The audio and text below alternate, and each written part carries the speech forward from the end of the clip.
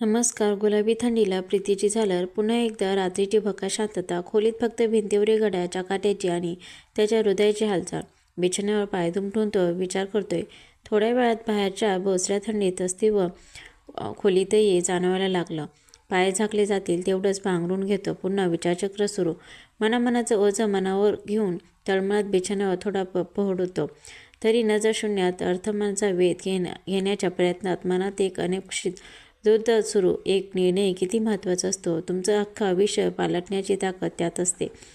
म्हणून तो विचार करूनच घ्यावा हे समजतं असलं तरी उमगत नाही. तो स्वतःशीच बोलत होता. त्यानं तिला वेळ मागणं हे वरकरणी त्याला फारसं अपराधीपणाचं वाटत होतं. पण पर्याय नव्हता. आयुष्यभराच्या कमिटमेंटवर सहज उत्तर देणं तितकं सोपं नव्हतं. त्यातही एकदा शब्द दिला तर त्यासाठी प्राणही गेला तरी बेहतर, असा त्याचा मराठीपणा. पण शब्दात थोडा विचार करून निर्णय घेण्याचा त्याचा लहानपणापासूनचा स्वभाव.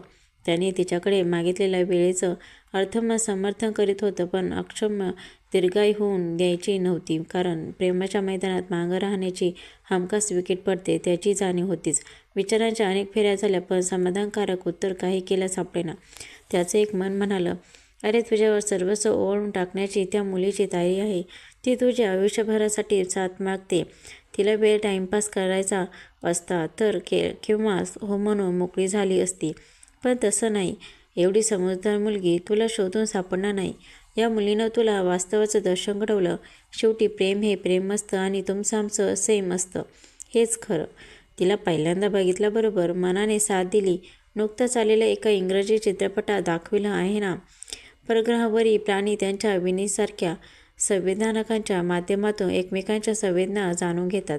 आपल्याला देवाने सूक्ष्मनेस दिलाय. एखाद्याचे डोळे, चेहरा, स्वभाव आणि वागणूक बघून आपण आपलं मत बनवितो. याला दुसऱ्याच्या संवेदना, भावना जाणून घेणं म्हणतात.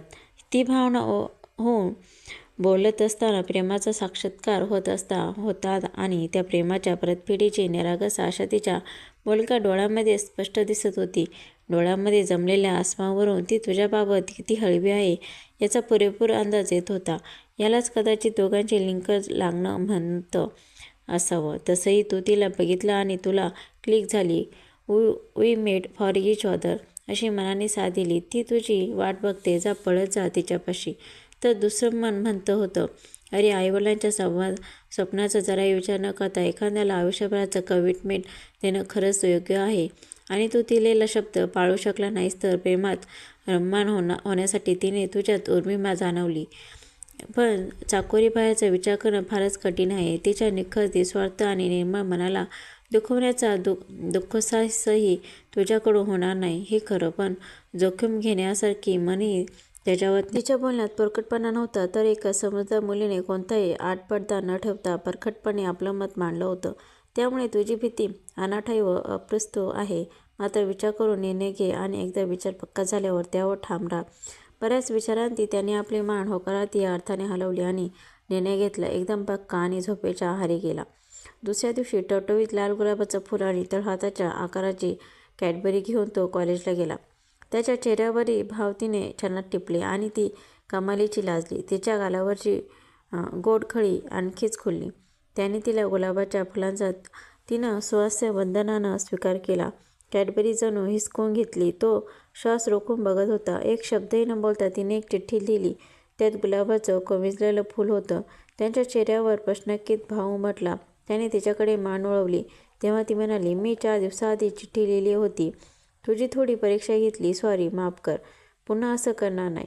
तो चिठ्ठी उघडून पाहतो तर त्यात लिहिलं होतं की चांदणी मी तुझी, चांद साक्षी नभी, स्वामी हृदया मी तुझी रे सखी, नाव रे तुझे कोरले हृदयी, उच्चास मरे प्रत्येकीस मदनी. त्याने निर्णय घेतला. अगदी ठाम. तोही माझ्यासाठी. माझ्या हळव्या भावनांना प्रतिसाद देण्यासाठी. माझ्या सरसोट बोलण्याला तो कदाचित दुखावला असेल, थोडा चिडलाही असेल. पण माझी बाजू स्पष्ट मांडण्याविना पर्याय नव्हता. मला हाताचं राखून वागण्याची सवय नाही. जे आहे ते स्पष्ट करते. माझा स्वभावच आहेच तसा. त्याच्या निखळ आणि निस्वार्थ निर्मळ मनाचा वारंवार प्रत्यय येत होता. अनपेक्षित परिस्थितीचा सामना करताना तो थोडा डगमगलेला असं वाटलं होतं. पण तसं काही झालं नाही. त्याने स्वतःला केवळ व्यक्तच केलं नाही तर एक जबाबदारी स्वीकारली, अगदी मनमोकळेपणाने. मला असाच मुलगा हवा होता, विचार करून निर्णय घेणारा, दुष्टनिश्चयी. तसंही if pain is noble then why to worry about me. शेवट दोघांच्या मनासारखं झालं, यातच मोठं समाधान आहे. ती स्वतःशीच बोलत होती. Thanks for watching.